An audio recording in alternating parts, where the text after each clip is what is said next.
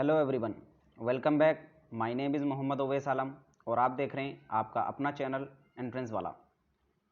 Friends, जैसे आप continuous मेरी वीडियोस देखते होंगे, मैं फर्स्ट ईयर एमबीबीएस का स्टूडेंट हूं at autonomous state medical college Fatehpur. और आज की इस वीडियो में हम बात करेंगे जितने भी आपके काउंसलिंग से रिलेटेड डाउट्स हैं, चाहे वो एमसीसी काउंसलिंग हो या फिर स्टेट काउंसलिंग हो। तो बहुत सारे स्टूडेंट्स को डाउट हो रहा था कि अभी जैसे सेकंड राउंड का ऑल इंडिया का रिज़ल्ट आ चुका है, तो उसके बाद मॉपअप में पार्टिसिपेट करने का क्या तरीका है और कौन कौन उसके लिए एलिजिबल हैं। और फिर उसके साथ साथ वो लोग कंफ्यूज हो रहे थे कि अगर ऑल इंडिया में हुआ है या नहीं हुआ है तो उसका रिलेशन यूपी स्टेट काउंसलिंग से किस तरह से है। तो वही लिंक ऑल इंडिया और यूपी स्टेट काउंसलिंग का हम देखेंगे, किन किन शर्तों पर अगर कोई स्टूडेंट यूपी काउंसलिंग में पार्टिसिपेट नहीं कर सकता है या फिर कर लिया है तो वो ऑल इंडिया में कर सकता है कि नहीं कर सकता है। तो इन्हीं सब डाउट्स को देखेंगे। तो आप चैनल पर अगर नए हैं तो चैनल एंट्रेंस वाला को सब्सक्राइब करें और बेल आइकन भी दबा दें और अपने फ्रेंड्स में शेयर करना बिल्कुल ना भूलें। तो चलिए कंटिन्यू करते हैं। सो फ्रेंड्स, यहाँ पर अभी हमने जो यूपी का ब्राउज़र है उसको खोल लिया है, तो हम इसको देखेंगे। इससे पहले मैं अभी ऑल इंडिया के बारे में आपको बता देता हूँ कि जैसे ऑल इंडिया एमसीसी का अभी सेकेंड राउंड का रिजल्ट आ चुका है। तो इसमें दो केसेस हैं, या तो आपको सीट अलॉट हो चुकी होगी फर्स्ट राउंड में या फिर सेकेंड राउंड में, या फिर ऐसा होगा कि अभी ना ही फर्स्ट और सेकेंड राउंड में आपको सीट अलॉट हुई है, या फिर फर्स्ट राउंड में आपको अगर सीट अलॉट हुई है तो आपने एडमिशन नहीं लिया हो। तो इस केस में अगर आपको सेकेंड राउंड में सीट अलॉट नहीं हुई है तब आप मॉपअप के लिए एलिजिबल हैं। तो जैसे ही डेट आएगी आप एमसीसी के सेकेंड राउंड मॉपअप के लिए रजिस्ट्रेशन कर सकते हैं।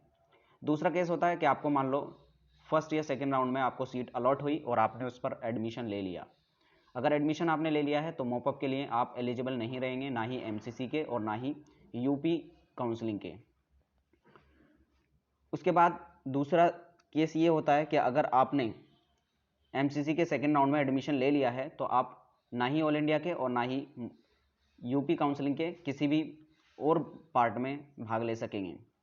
जबकि अगर हम बात करें यूपी काउंसलिंग की, तो इसमें अगर यूपी स्टेट कोटा के थ्रू आपने एडमिशन ले लिया है फर्स्ट राउंड में, तब अभी आपने ऑल इंडिया के सेकेंड राउंड में भी पार्टिसिपेट किया होगा। अगर आपको वहाँ पर सीट अलॉट हुई है और आप छोड़ना चाहते हैं यूपी की जो सीट आपको पहले अलॉट हुई थी, उसमें अगर आपने एडमिशन ले लिया है तो उसको छोड़ सकते हैं। इसके नीचे पॉइंट दिया हुआ है, यहाँ पर इसको हम पढ़ेंगे अभी। तो यहाँ पर आप पढ़ सकते हैं सिक्योरिटी मनी से रिलेटेड कि जो भी फीस हमको पे करनी थी डीडी के फॉर्म में। तो अभी जो मेन चीज़ हैं जो लोगों को समझ में नहीं आ रही थी, मैं उसको पढ़ देता हूँ और उसको एक्सप्लेन कर देता हूँ।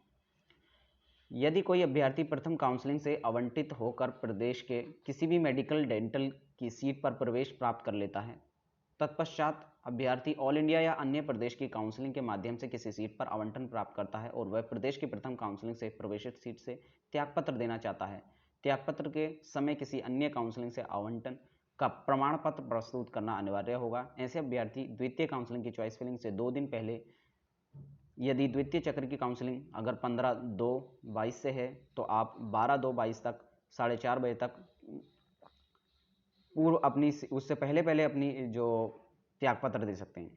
इसका मतलब क्या है कि मान लीजिए आपको यूपी स्टेट काउंसलिंग के फर्स्ट राउंड में कोई कॉलेज अलॉट हुआ, आपने जाकर एडमिशन ले लिया और उसके बाद अगर आपने एमसीसी के सेकेंड राउंड में पार्टिसिपेट किया जो उसके बाद हुआ है और आपको अगर सीट अब अलॉट हो चुकी है और आप चाहते हैं कि जो यूपी की सीट थी आप उसको छोड़ दें, उसको अगर छोड़ना चाहते हैं तो आप जो यूपी की चॉइस फिलिंग है जैसे 4 तारीख से है, 4 मार्च से है, तो इससे 2 दिन पहले यानी 1 मार्च के 4 बजे तक आप अपना रिज़ाइन जाकर दे सकते हैं यूपी के कॉलेज में और वहाँ से आपको आपके डॉक्यूमेंट मिल जाएंगे और जो भी आपका न्यू कॉलेज है वहाँ पर जाके आप अपना एडमिशन ले सकते हैं एमसीसी के थ्रू जो आपको सीट मिली होगी। तो पहला केस हो गया ये कि अगर आपने पहले एडमिशन यूपी काउंसलिंग से ले लिया था तो आप उसको छोड़ सकते हैं। नेक्स्ट पॉइंट है राजकीय क्षेत्र के मेडिकल या डेंटल कॉलेज में प्रवेशित अभ्यर्थी की जमा शिक्षण शुल्क से 10% की कटौती करते हुए शेष धनराशि और सिक्योरिटी मनी वापस कर दी जाएगी। यानी जो भी आपकी फ़ीस लगी थी उसका 10% ये लोग काट लेंगे क्योंकि ये रूल है, और बाकी जो आपकी फ़ीस होगी वो वापस कर देंगे। जबकि निजी यानी जो प्राइवेट मेडिकल कॉलेजेस हैं उनके बारे में क्या है, अभ्यर्थियों की जमा राशि से 10% की कटौती करते हुए शेष यहाँ पर भी 10% की कटौती की जाएगी और बाकी जो भी फीस होगी आपकी वापस कर दी जाएगी। अब नेक्स्ट आता है रिलेटेड टू सेकेंड राउंड। ऐसे अभ्यर्थी जिन्होंने निजी क्षेत्र के मेडिकल या डेंटल कॉलेज में प्रथम चक्र की काउंसलिंग से प्रवेश ले लिया है तथा उन्होंने ऑल इंडिया या अन्य प्रदेश की काउंसलिंग से कोई सीट आवंटित नहीं की होती है तथा प्रवेशित सीट से त्यागपत्र देना चाहते हैं, तो ऐसे अभ्यर्थी द्वितीय चक्र की काउंसलिंग की चॉइस फिलिंग से 2 दिन पहले तक अपना त्यागपत्र दे सकते हैं और उसमें 50% की कटौती की जाएगी। यानी अगर कोई प्राइवेट मेडिकल कॉलेज में एडमिशन ले लिया है यूपी के फर्स्ट राउंड में और अब वो चाहता है कि वो उस कॉलेज को ना ले, और अगर उसको किसी और काउंसलिंग में यानी एमसीसी या फिर किसी और स्टेट की काउंसलिंग के थ्रू भी उसको एडमिशन नहीं मिला है, तब भी वो छोड़ना चाहता है सिर्फ सीट को किसी भी केस में, तो उसकी जो फीस जमा हुई होगी उसका 50% कट कर लिया जाएगा और बाकी उसको वापस करनी होगी। प्रदेश के द्वितीय चक्र की काउंसलिंग समाप्त होने के पश्चात प्रथम व द्वितीय चक्र की काउंसलिंग से प्रवेशित अभ्यर्थी को सीट रिक्त करने की अनुमति नहीं होगी। यानी अगर दूसरे सेकेंड राउंड की जो स्टेट की काउंसलिंग अगर वो पूरी हो जाती है तो उसके बाद जो स्टूडेंट है वो अपनी सीट नहीं छोड़ पाएगा।